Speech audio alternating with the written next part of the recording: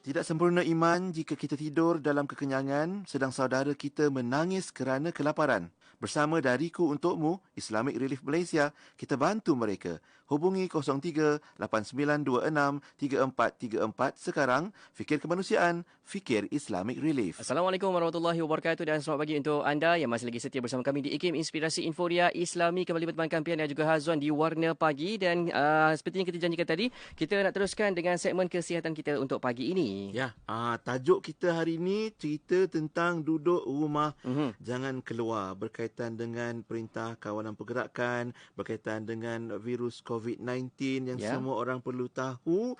Dan tetamu ataupun doktor kita di talian sudah pun bersedia dari kumpulan Mega Klinik Zahran.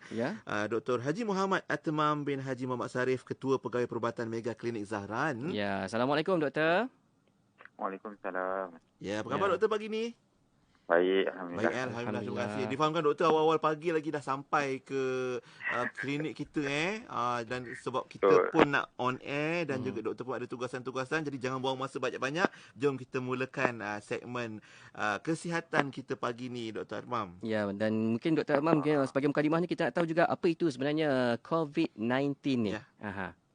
Okey, COVID-19 ni sebenarnya dia adalah satu nama yang dipendekkan daripada coronavirus disease lah.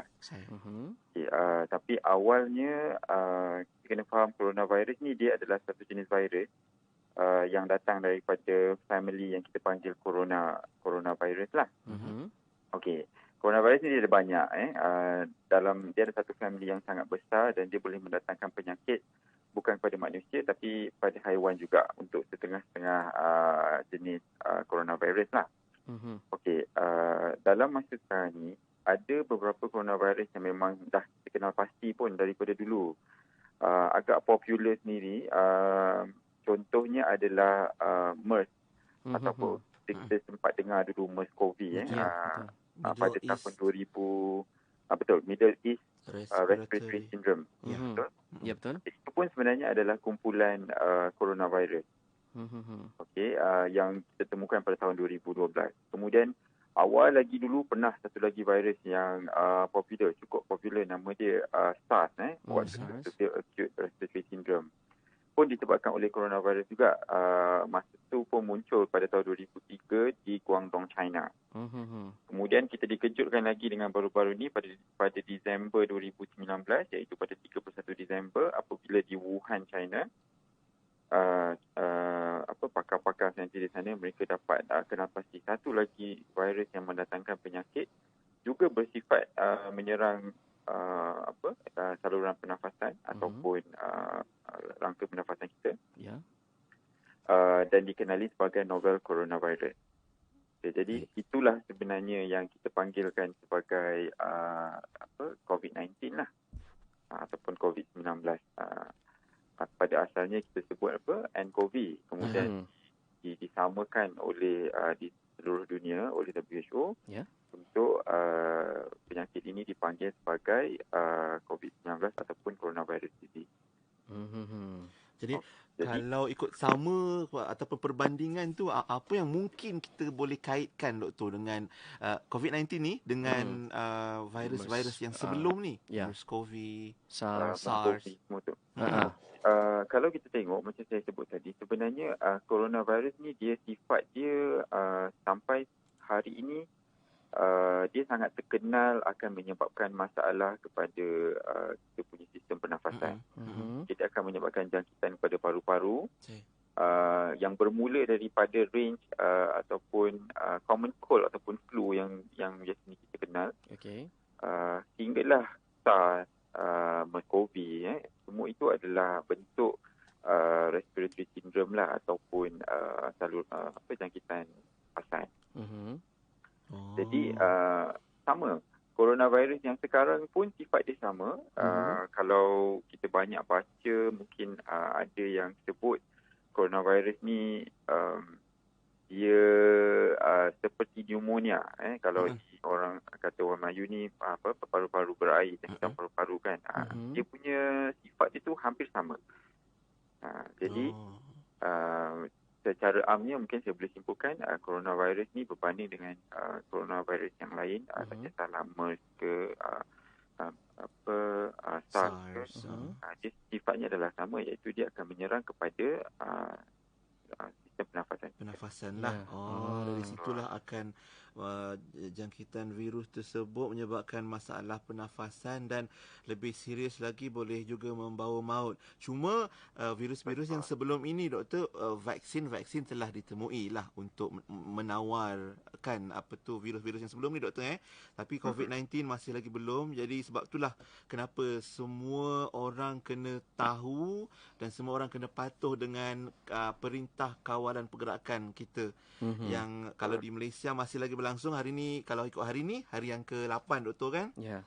Betul.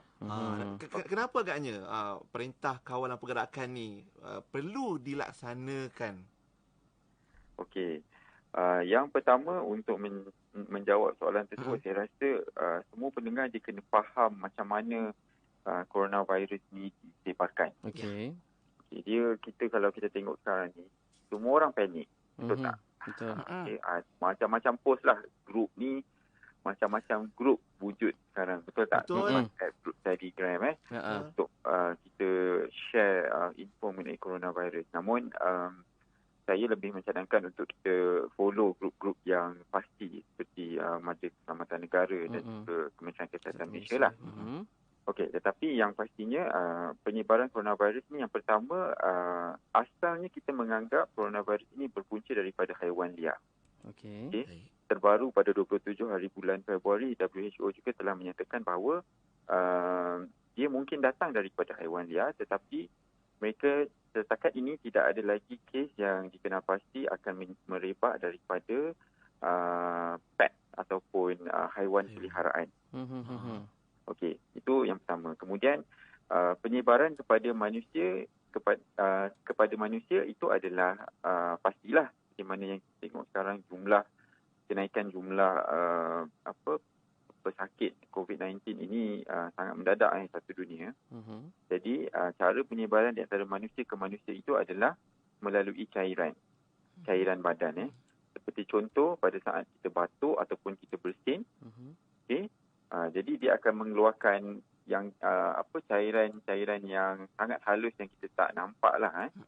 Betul tak? Betul. Jadi di situlah tempatnya virus tersebut sebar.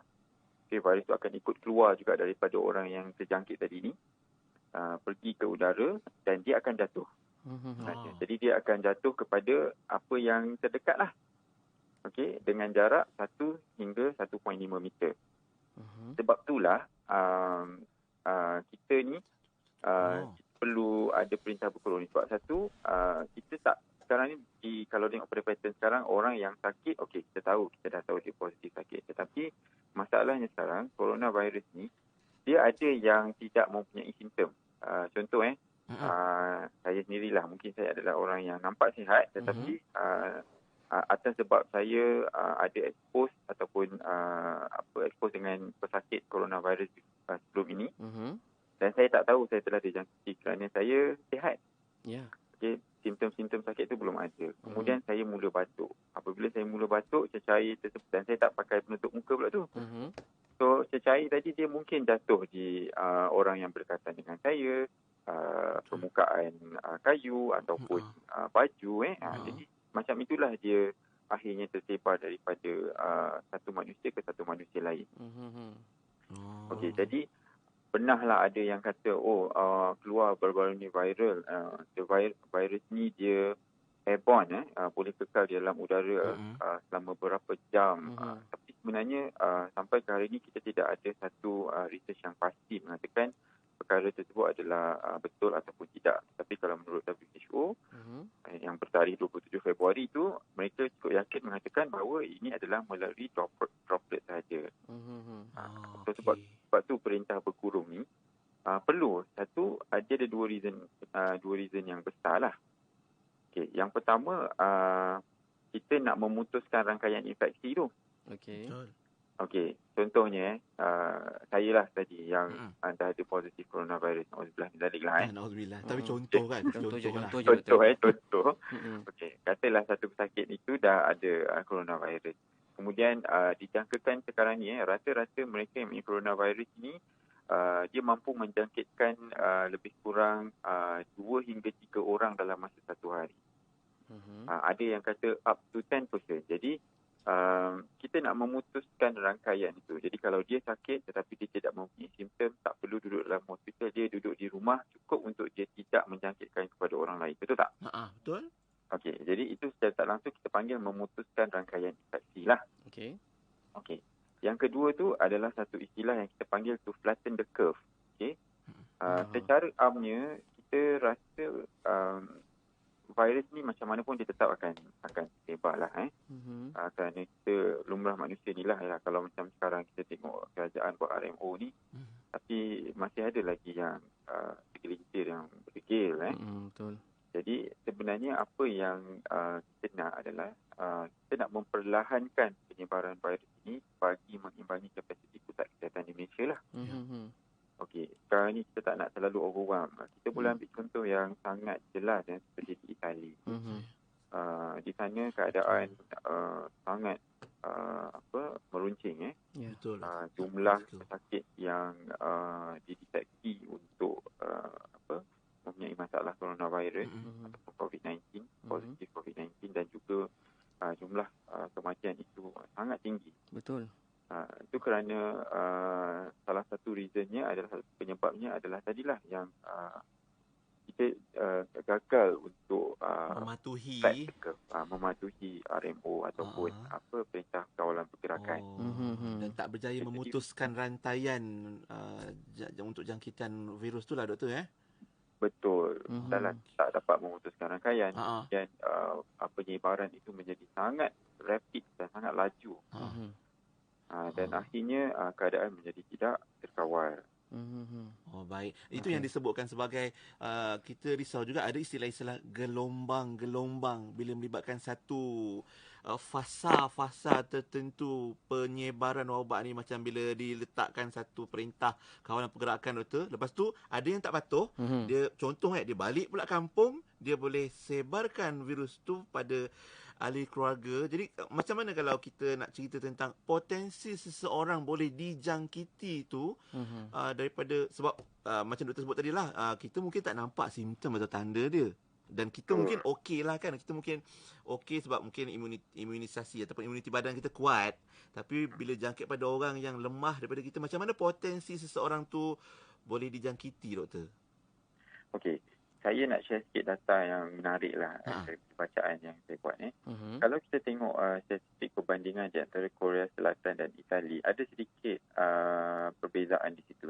Di mana di Korea Selatan, mereka mampu untuk memberikan saringan COVID-19 secara random, sangat meluas. Jadi daripada data yang ditunjukkan, maknanya kita sakit ke kita tak sakit ke, di Korea Selatan tu dia pergi je buat screening. Kemudian data yang dikumpulkan tu, dia menunjukkan bahawa majoriti golongan yang kurang daripada 40 tahun boleh menghidapi COVID-19 tetapi tidak mempunyai sebarang simptom. Tidak mempunyai tanda, tak ada demam, tak ada batuk, tak ada sesak nafas. Betul. Jadi golongan-golongan ini yang kita panggil sebagai pembawa ataupun carrier. Jadi untuk katalah macam hari itu perintah berkurung yang dikeluarkan oleh kerajaan. Kemudian kita fikir kita ni sihatlah orang muda. Kerajaan kata je perintah berkurung, maka beramai-ramai pulang ke kampung. Betul? Okey, jadi ada kemungkinan sebenarnya yang kita anggap sihat ni pulang ke kampung dan kita membawa risiko jangkitan kepada ahli keluarga kita yang di kampung, dan terutama sekali adalah kepada mereka-mereka yang berusia yang lebih daripada 50 tahun, 60 tahun, 70 tahun. Jadi potensi untuk mendapat jangkitan tu adalah menjadi lebih tinggi apabila mereka-mereka yang sihat ini yang tidak ada, yang tak nampak sakit ni, berdekatan atau kontak dengan mereka-mereka yang lain yang sihat. So, sebenarnya sesiapa pun ada potensi untuk mendapat jangkitan, tetapi sebab itulah kita kerajaan mengeluarkan arahan untuk Perintah Kawalan Pergerakan. Okey, kejap lagi Betul, kita sambung. betul. Kita sambung kejap lagi, Doktor, untuk pusingan berikutnya. Cerita tentang macam mana dia boleh tersebar. Dan ada juga sahabat kita, Cik Zaidi dari Ipoh ni hantar WhatsApp. Tanya, Doktor, boleh tak virus COVID-19 ni tersebar menerusi ataupun melalui makanan? Contohnya, penjualan makanan walaupun dibungkus. Lepas tu mungkin handover ataupun diserahkan oleh penjual. Lepas tu pada mungkin contoh delivery hantar kat rumah pula tu. Bolehkah tersebar? Nanti kita jawab untuk pusingan berikutnya, termasuk juga golongan-golongan mana yang berisiko tinggi untuk dijangkiti COVID-19 dan mungkin boleh jadi lebih kritikal. Ya, boleh Doktor Boleh. Okey. Kita letak telefon kejap lagi kita call balik. Kita nak berehat dalam 5 minit lebih kurang untuk segmen kesihatan kita bersama Dr. Haji Muhammad Atmam. Yang Ketua Pegawai Perubatan Mega Klinik Zaharan. Pastinya untuk kesihatan kita pagi ini, COVID-19, duduk di rumah, jangan keluar. Dan kalau kata jawabnya ada sebarang soalan, anda boleh ajukan terus ke WhatsApp kami 012904 004, juga di Facebook Live IKIM FM. Okey. Dengarkan kini lagu daripada Mirwana dan juga JJ dengan Aku Tanpa Cintamu. Mana pagi, IKIM Inspirasi Inforia. Islami.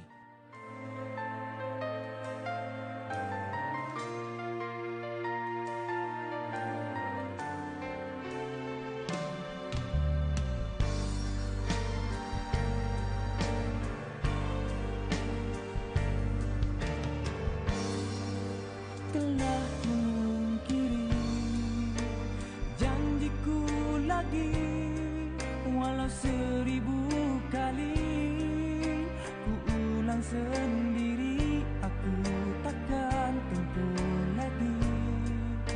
Apakah kau terima cintaku lagi setelah ku berpaling dari pandanganmu yang kabur kerana jauhnya aku?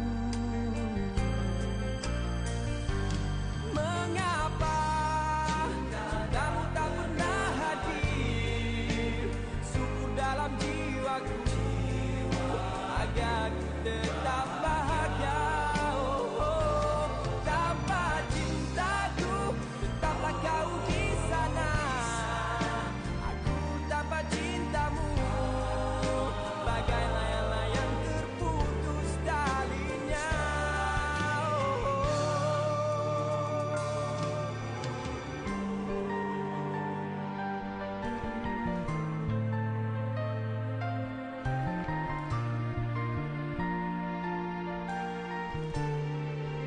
Telah ku mungkiri janjiku lagi, walau 1000 kali ku ulang sendiri, aku takkan tempuh lagi. Apakah kau terima cintaku lagi setelah ku berbalik dari pandanganmu yang kabur kerana jahilnya aku? Terima kasih kepada anda kerana masih lagi setia bersama kami di IKIM Inspirasi Inforia Islami, bertemankan Pian dan juga Hazon untuk Warna Pagi. Dan kita masih lagi bersama untuk kesihatan kita pagi ini, membincangkan berkenaan tentang COVID-19, duduk di rumah, jangan keluar.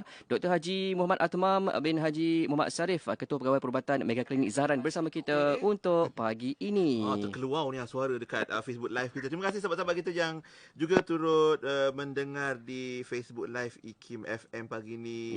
Kita ada Nur dari Lahad Datu, Hamidah Kamis, Nazrul, ramai lagi lah bersama Dr. Haji Atmam pagi ni. Doktor, tadi kita cerita sahabat kita tanya tentang orang yang masak, makan, lepas tu boleh ke berjangkit juga? Okey, yang pertama sekali kita macam mana kata? Okey, makan directly satu kita masak, betul tak? Betul. Okey, setakat hari ini kita tidak ada lagi satu research yang mengatakan masak tu memang akan menghapuskan atau membunuh virus corona ni lah. Okey, tetapi secara amnya tujuan kita masak makanan ni adalah untuk membunuh bakteria ataupun virus yang kemungkinan berada di dalam makanan lah, betul tak? Kita masuklah dengan kita masak air dan sebagainya. Okey, tetapi secara tidak langsung macam saya cakap tadi, kita tidak ada lagi sebarang research yang mengatakan ataupun mengatakan memang pasti dia mampu membunuh virus. Tetapi secara amnya daripada WHO, tidak ada tanda-tanda yang dikenal pasti bahawa penyebaran ini adalah melalui makanan yang telah dimasak. Ya. Okay. Jadi mungkin senang kalau saya nak simpulkan, saya kata kemungkinan besar itu tidaklah. Okay. Tetapi tadi sempat disebutkan bahawa kerisauan tu timbul terhadap kalau sekarang ni kan digalakkan supaya kita makanan tu dibungkus dan menggunakan hikmat penghantaran makanan, betul tak? Ataupun mungkin kita tapau ke kat restoran kan, doktor kan? Betul. Macam mana tu? Tujuannya adalah yang pertama tadi kita nak menjarakkan kontak di antara setiap satu individu lah.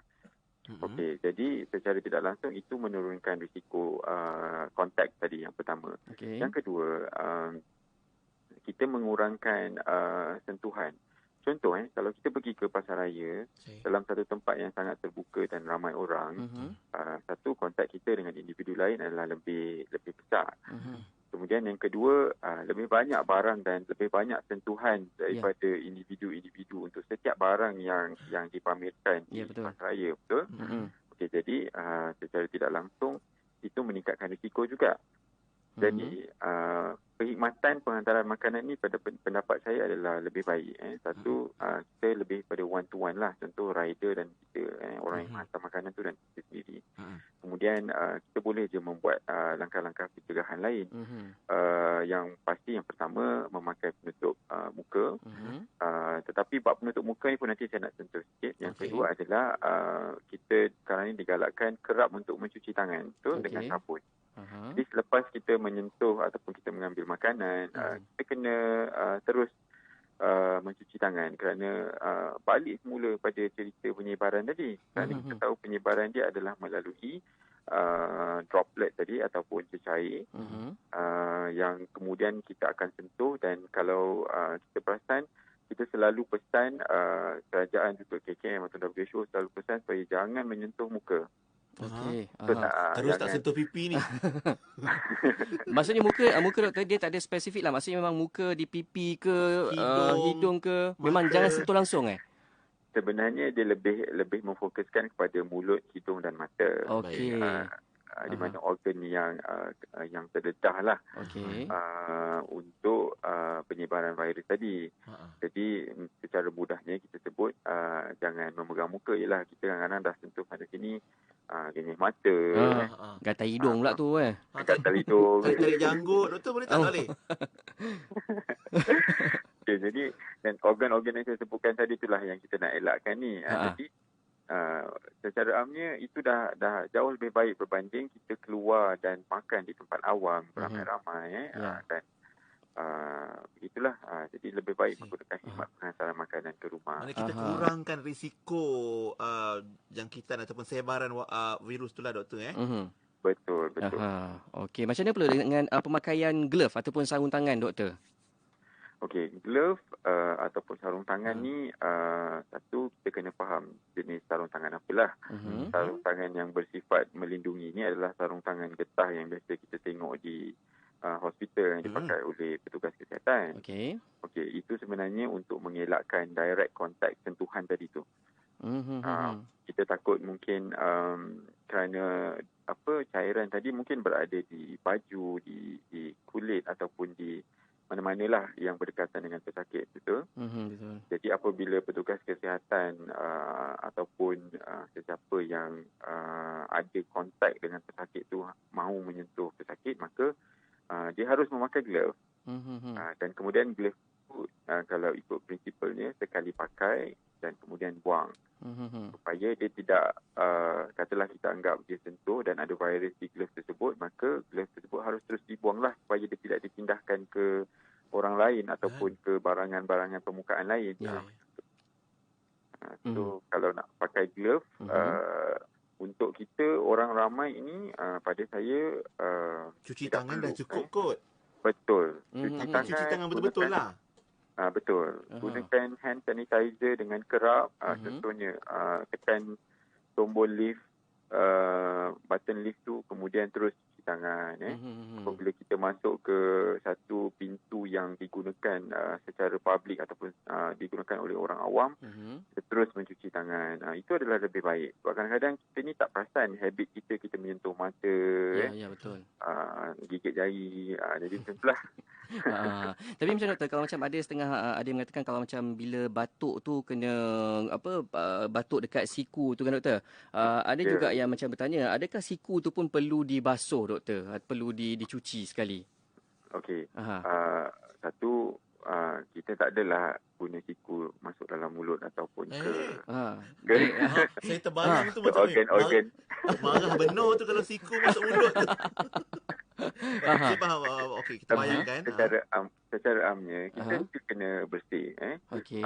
Saya kalau semua pendengar saya boleh share sikit, buka ke portal Kementerian Kesihatan Malaysia. Ada satu flyers ataupun bahan yang dikeluarkan oleh KKM yang mengajar kita macam mana untuk kita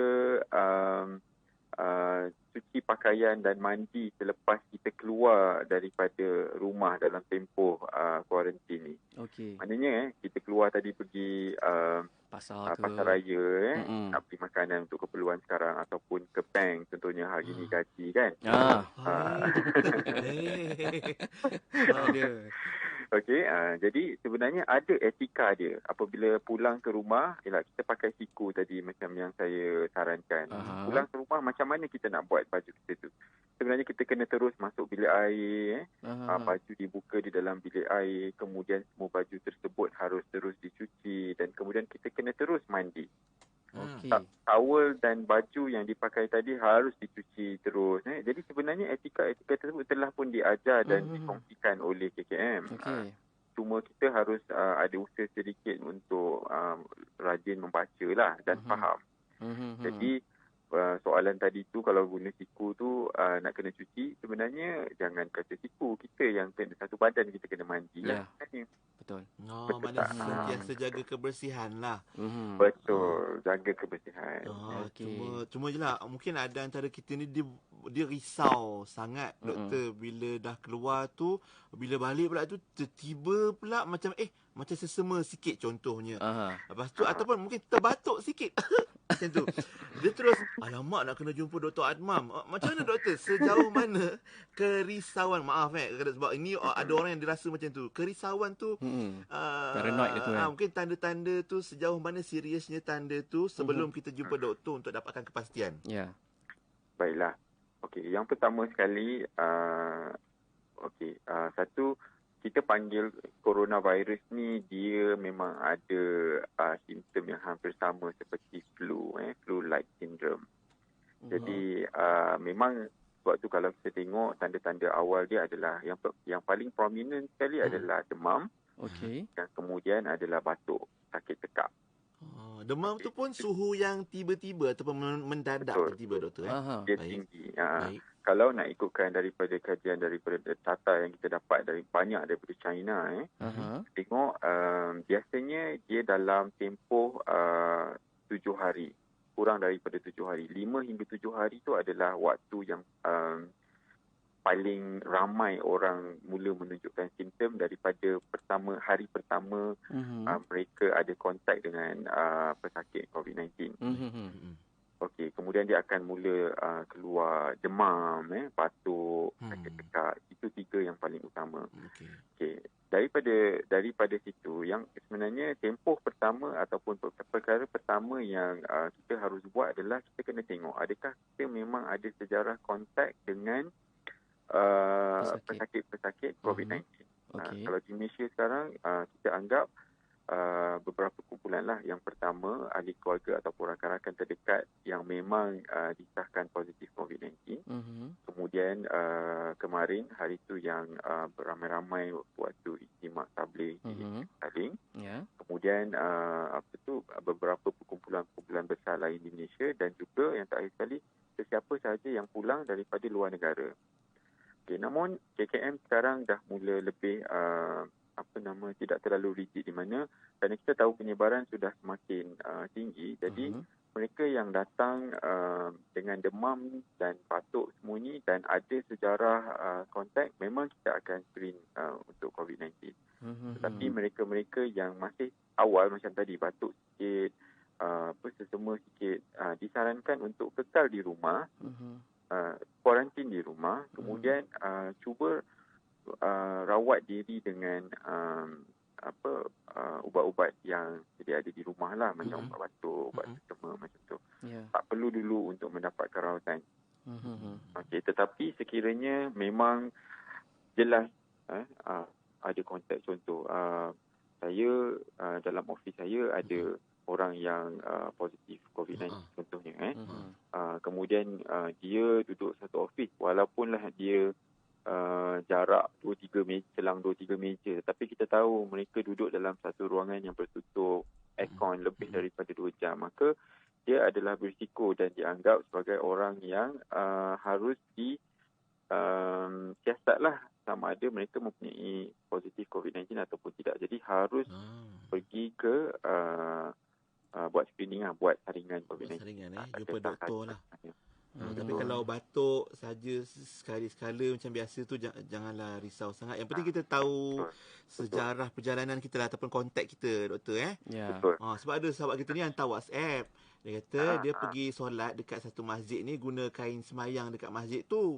Lepas tu tahu-tahu je lepas tu katanya ada majlis akad nikah di masjid tersebut, yang mana pengantin ataupun mungkin keluarga pengantin tu positif COVID-19. Adakah sebarang kemungkinan saya diserang virus tersebut? Sebab sekarang ni saya rasa tekak saya panas sikit, tapi tak ada demam, tak batuk, tak sesama. Doktor, macam mana?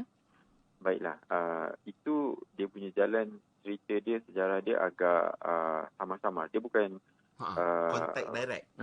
Betul, bukan kontak direct yang pertama. Contoh, sekiranya dia berada di dalam masjid tersebut dan berada di dalam kumpulan majlis tu, nikah tu, majlis tu, dan kemudian dia sekarang mula demam dan batuk, maka saya memang akan menyarankan untuk di-screen. Tetapi mungkin saya pun tak pasti daripada soalan tersebut. Dia kata majlis tu 6 hari bulan. Dia pergi solat kat masjid tu 10 hari bulan, doktor. Ya. Jadi itu adalah waktu yang sudah lama. Sebenarnya dia tidak ada direct contact. Maka dia tidak dikategorikan sebagai mereka yang harus disaring lah. Namun sekiranya dia rasa risau dan takut, maka kekalkanlah berada di rumah selama 14 hari tempoh yang diberikan oleh kerajaan ni. Kuarantin ni, maka kekallah di rumah. Jarakkanlah daripada kontak dengan orang lain, dan sekiranya masalah tersebut semakin merunsingkan, itu dah mula timbul demam, batuk, dan maka dia perlu mendapatkan rawatan lah. Baik, insyaAllah. Doktor, kita nak berehat sekali lagi. Tadi alang-alang doktor dia sebut juga pasal topeng muka ataupun face mask ni. Ada satu soalan yang kejap lagi kita jawab. Sebab kita kata mask yang dibeli dekat farmasi, dia kan ada kalanya tak dijual dalam kotak, dah diletakkan dalam plastik, means dia dah asingkan dari kotak masuk dalam plastik. Jadi dia risau, sebab kita dia risau bila sampai kat rumah tu nak kena, boleh ke pakai terus ataupun kena simpan 3-4 hari dulu baru keluarkan dari plastik tersebut, sebab mungkin takut berlaku penyebaran virus dan sebagainya. Nanti kita kongsikan jawapannya, termasuk mungkin perkara penting yang perlu kita tahu tentang face mask ataupun topeng muka ni, doktor. Ya, betul. Okey, baik, kita berehat seketika. Kita kembali selepas ini untuk anda semua. Terus ajukan soalan di media sosial kami, live Facebook IKIM FM ataupun WhatsApp kami 0112900404 sambil tonton di Facebook Live tu. Anda juga boleh sharekan video ini, okey? InsyaAllah Dr. Haji Muhammad Atmam dari kumpulan Mega Klinik Zahran bersama kita pagi ini. Ya, dan saat ini dengarkan daripada Nazri Johani dengan Tak Seindah Sentuhan Mata. Mana pagi, IKIM, inspirasi Inforia Islami.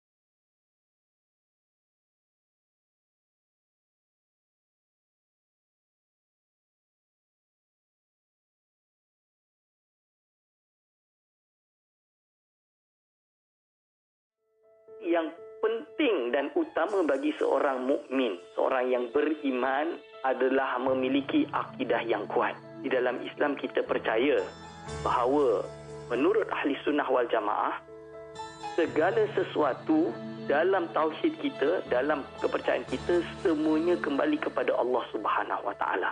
Tidak mungkin ada yang baik atau yang buruk melainkan datang daripada Allah Subhanahu Wa Taala. Perasaan takut kita hanya kita tujukan kepada Allah Subhanahu Wa Taala. Sakit kita datang daripada Allah SWT.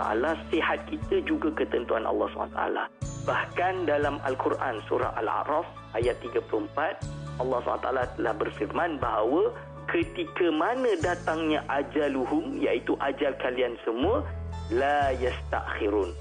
Nescaya tak mungkin dapat dilewatkan, tidak dapat diundurkan saatan walau sesaat pun. Dan tidak boleh didepankan, didahulukan pun tak boleh. nak memajukan dia pun tak boleh. Ini kita jelas. Berarti dalam hal ini kita kena pegang dalam akidah kita, apapun yang terjadi ini, kita jangan terlalu mudah pointing fingers dan lain-lain. Kita yakin bahawa ajal ini milik Allah. Kalau ajal ini milik Allah, maka kita kena ada husnuzon, bersangka baik dengan Allah SWT, dengan harapan kita mendapatkan yang dipanggil dengan husnul khatimah. Jadi kalau ini kita pegang, maka terutama pejuang-pejuang kita ada di depan sana, iaitu our frontier yang ada dekat depan sana, yang berjuang untuk melawan virus ini dengan memberi pelayanan yang sangat baik kepada pasien-pasien atau mangsa-mangsa yang terhinggap dengan virus ini. Mereka kena pegang teguh. Pegang teguh bahawa ini semua adalah takdir Allah SWT.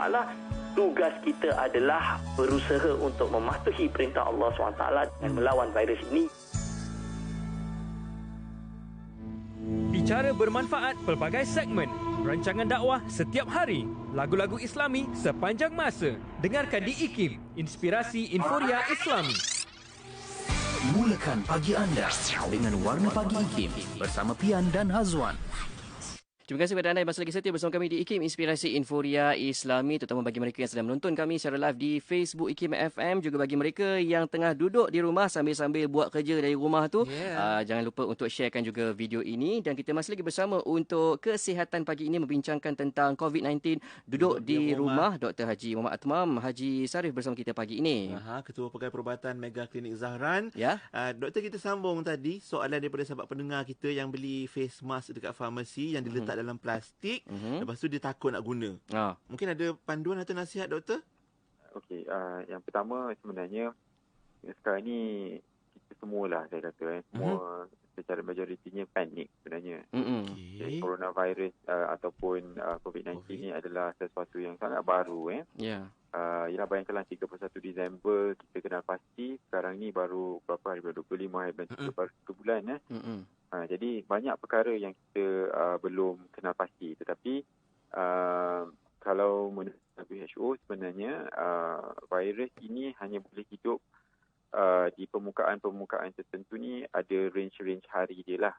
Contohnya permukaan besi berapa hari, plastik berapa hari, kain berapa hari, macam tu. Tetapi mungkin itu boleh disemak di website WHO, sebab saya pun tak terlalu ingat.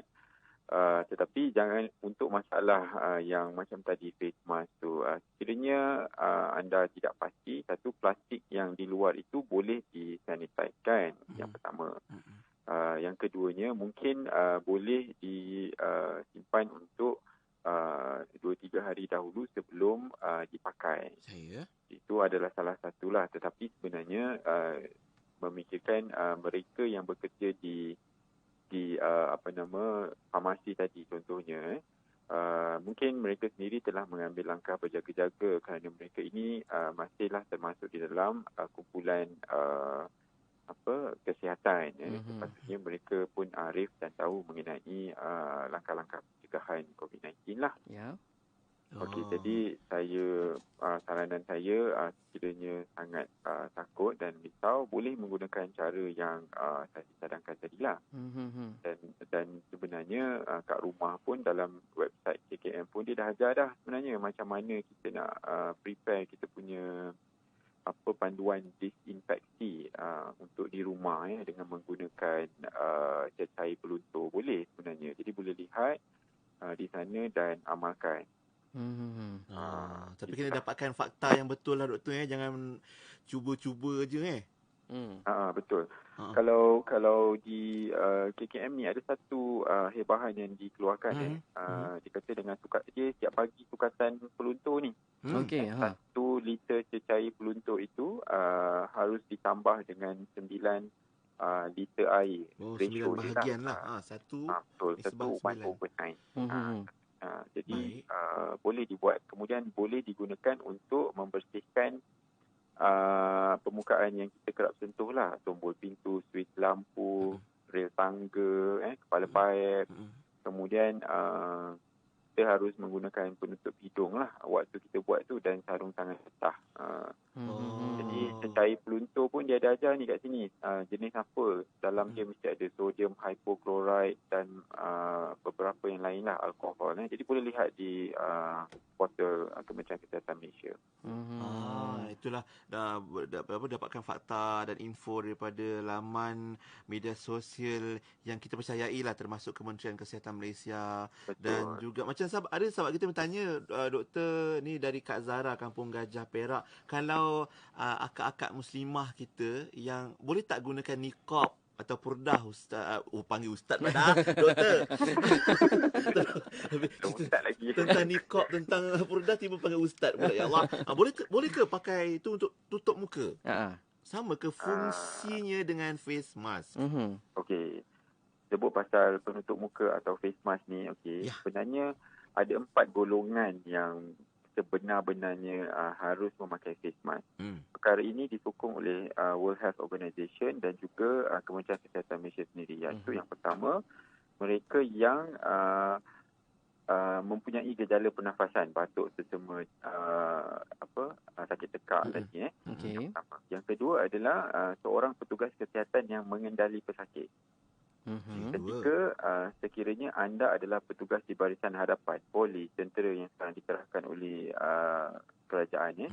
Kemudian yang ketiga, jika anda mempunyai gejala pernafasan, batuk dan sesama.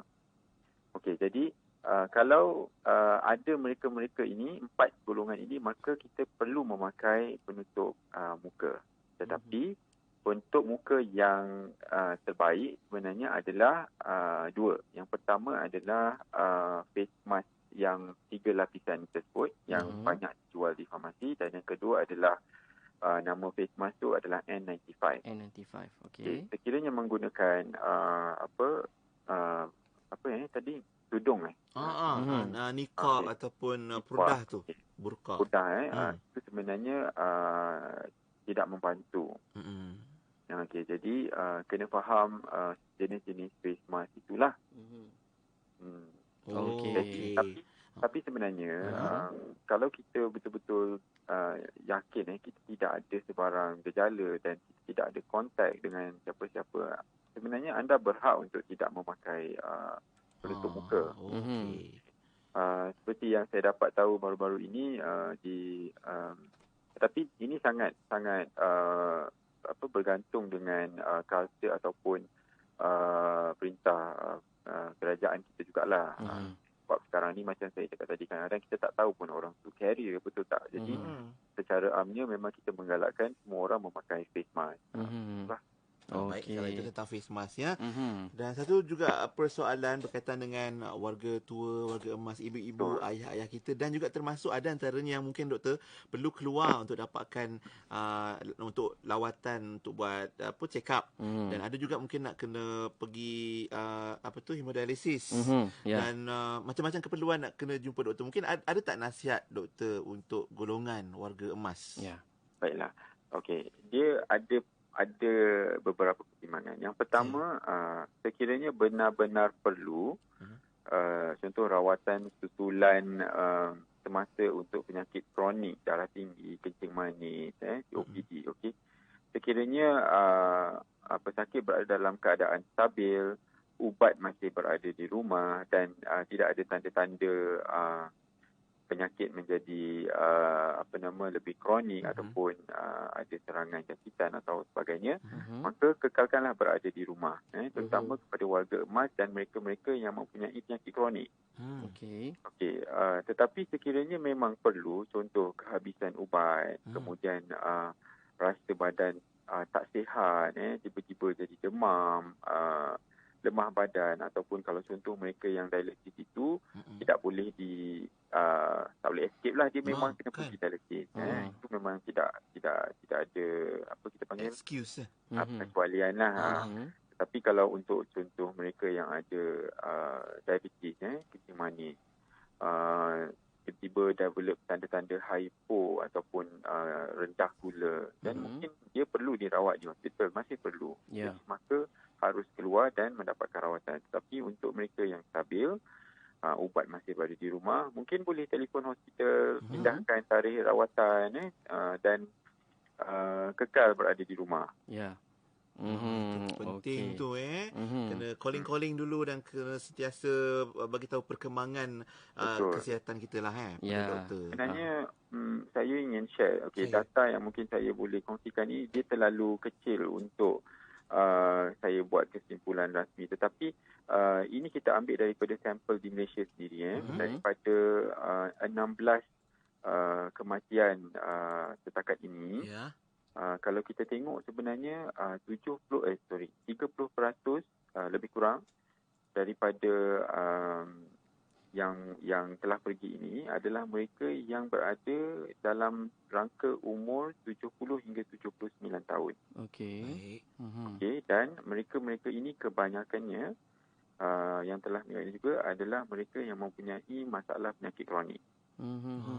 Jadi daripada situ jelas untuk saya memberi pesanan kepada semua pendengar, kepada warga emas, mereka yang mempunyai penyakit kronik, wanita mengandung dan juga mereka-mereka yang mempunyai imuniti yang rendah, sakit kanser dan juga HIV, maka mereka memang perlu ikut saranan yang banyak kita bincangkan pada hari ini. Dan itu sebenarnya menjadi tanggungjawab bersama, bukan tanggungjawab individu sahaja. Itu tanggungjawab kita bersama, termasuk ahli keluarga jugalah kena ingatkan doktor Betul. Baik, insyaAllah. Okey, baik. Doktor, sebelum ni pun macam berlega-lega juga lah dekat media sosial tentang, orang kata macam ada sesetengah ataupun kumpulan jenis darah yang mudah orang kata terkena jangkitan COVID-19 ni. Ada yang kata darah A katanya mudah untuk terkena jangkitan. Apa pendapat doktor ataupun komen doktor tentang hal ini, doktor? Okey, sampai setakat ini sepanjang pengetahuan saya lah memang masih belum ada sebarang report ataupun sebarang pengesahan yang mengatakan sebarang bentuk jenis darah ini mempengaruhi risiko-risiko jangkitan. Jadi jawapan saya adalah mungkin perkara itu tidak benar. Namun ini adalah virus yang sangat baru. We learn every day. Kita belajar setiap hari. Mungkin satu hari nanti keluar kajian-kajian seperti ini, kita tak tahu. Namun setakat hari ini kita masih tidak ada data untuk perkara tersebut lah. Setakat ni pun vaksin pun belum lagi ditemui doktor khusus vaksin untuk COVID-19. Betul, memang belum ada. Namun memang negara-negara maju banyak yang sedang berusaha kajian. Even China sendiri yang sedang membuat kajian untuk mengeluarkan vaksin terhadap coronavirus inilah. Baik. Apa kita doa lah moga-moga pulih cepat, insya-Allah dapat ditemui vaksinnya, dapat dipulihkan satu dunia doktor daripada virus COVID-19 ni. Mungkin sedikit kesimpulan daripada doktor untuk pagi ni doktor. Okey, nasihat saya dan kesimpulan lah saya yang pertama sekali, saya sangat-sangat berharap seluruh rakyat Malaysia yang mendengar ataupun yang tidak mendengar ni mematuhi arahan yang dikeluarkan oleh kerajaan. Dan kita harus bersifat lebih terbuka dan prihatin terhadap isu semasa. Ini bukan lagi isu endemik, tapi ini isu pandemik satu dunia. Maka kita memang kena prihatin. Yang kedua, sama-sama kita membantu untuk break the chain, untuk memutuskan jaringan infeksi tadilah, jaringan infeksi itu, supaya rangkaian ini, supaya kita boleh mengawal penyebaran virus ini dengan lebih cepat, seperti mana yang berlaku di China. Baru ini mereka telah umumkan bebas pun daripada coronavirus. Dan kita nak ada semangat tu untuk target sampai ke arah tersebut. Betul. Dan kemudian berhentilah ataupun kasihanilah mereka-mereka yang bekerja di barisan hadapan ni. Kalau kita tengok doktor-doktor dan petugas kesihatan di Kementerian Kesihatan, keletihan dan tak cukup rehat, kepenatan, tak cakap lagi mengenai kos rawatan dan seterusnya. Itu juga dengan anggota polis dan askar yang sedang bertengkus lumus membantu. Dan yang terakhir daripada saya, mungkin kita semua harus ingatlah, jangan pentingkan diri sendiri. Kita kena bersama-sama ni membantu negara dalam menangani isu COVID-19. Dan kita bersama-sama doktor insya-Allah. Betul. Baik, Alhamdulillah. Untuk pagi ini terima kasih banyak-banyak Doktor atas nasihat, panduan dan jawapan-jawapan yang diberikan untuk tajuk duduk rumah, jangan keluar, sama-sama kita tangani COVID-19. Ya. Sampaikan salam juga untuk para petugas di Mega Klinik Zahran, Doktor. InsyaAllah. InsyaAllah semoga sentiasa Allah lindungi insyaAllah ya semuanya. Amin. Baik, Amin. jumpa lagi Doktor insyaAllah. Assalamualaikum. Saya kata Waalaikumsalam. Alhamdulillah. Itu dia Dr. Haji Muhammad Atmam, Haji Muhammad Syarif, Ketua Pegawai Perubatan Mega Klinik Zahran. Untuk kesihatan kita pagi ini, pada anda yang mungkin terlepas poin-poin penting, anda boleh tonton kembali di Facebook IKIM FM. Nak ke depan boleh, nak ke belakang pun boleh, ataupun anda boleh dengarkan ulangan menerusi podcast.ikim.my ya. Ya, insya-Allah. Terima kasih yang mendengar dan menonton. Insya-Allah kita nak berehat kejap lagi kita akan kembali.